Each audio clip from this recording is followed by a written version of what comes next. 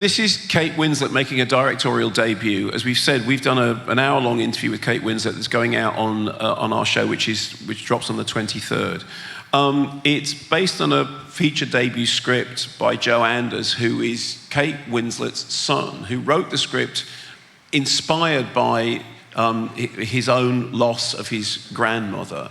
And then Kate Winslet was giving him some advice on, how to submit it, and read the script and sort of fell in love with it and ended up directing it. So that basically, it's the story of four siblings: Kate Winslet, Andrea Riseborough, Toni Collette, and Johnny Flynn. The mother, June, is played by Helen Mirren, and she is taken ill in the run-up to Christmas. The family gather in the hospital room from which it appears to be clear that she may not leave. Meanwhile, Toni Collette's character, who's living abroad, is sort of parachuted in. And the family are riven with divisions and old rivalries, particularly between the sisters, who are played by Kate Winslet, by Andrea Riseborough, which gives great causes great pain to June, who wants nothing more for them to reconcile. Meanwhile, Timothy Spall, who's the dad, who is June's husband, appears to be either just completely withdrawn from the situation, or I think more accurately, so traumatized by what is going on that he simply can't deal with it and just becomes obsessed with trivia. Here's a clip. I've never found a better culinary pairing than Guinness and pork scratchings. I never. Dad, shut up. I can't hear what Helen's saying. What? Go. Okay. Go on, Helen. No.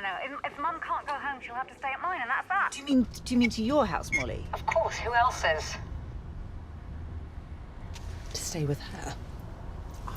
Yes, to stay with me, and then Connor and you and Dad, Helen, can stay with Julia. Yeah, great. Whatever. Yeah. Absolutely fine. That's a very good idea. Plenty of room. Okay, that's good. Yeah. Oh my God! How did this even happen? Dad forgot to turn the taps off. No, I never did. No, I know if I did. It is unbelievable. Mercury is in retrograde, though. You know that. Okay, moving on.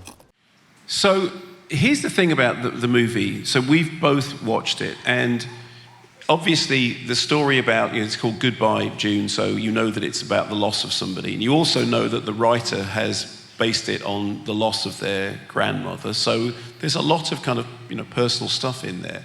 But the first thing to say about it is, it's for a film which is about the end of someone's life, it's absolutely full of life. It is, certainly if anyone's ever, and everyone will have done, had the experience of, a loved one in the last stages of life and everyone gathering round, particularly gathering round in this sort of strange environment of a hospital room, you realise that actually people laugh and they do weird things and stuff goes on, and it's not just a simple process of sadness. And I think the film captures that brilliantly. And I think one of the reasons it does, and we were asking Kate Winslet about this during the interview, is that what she tried to do was to take all the boom mics and all the paraphernalia out, and whenever possible to use locked off cameras, to have everybody just kind of bug mic'd, so that the atmosphere on the set was very conducive to the actors behaving naturally. Now, obviously, she has an extraordinary acting career, so it's not like she doesn't know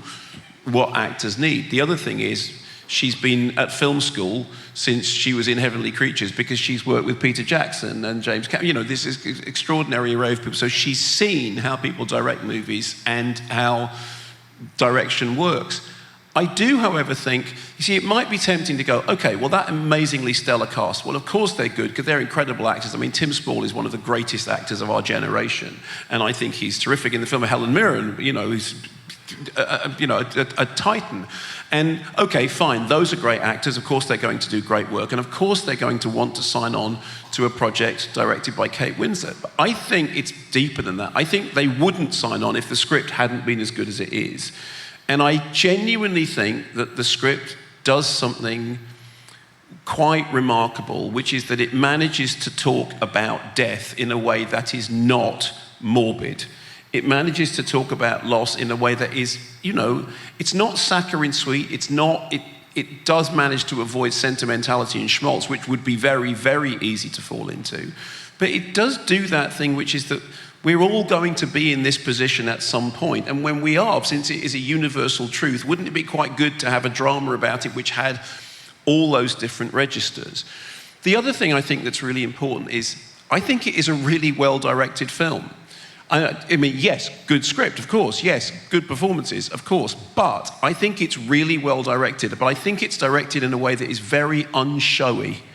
And quite often when people credit directors, it tends to be because the director has done something that's kind of visually remarkable or whatever.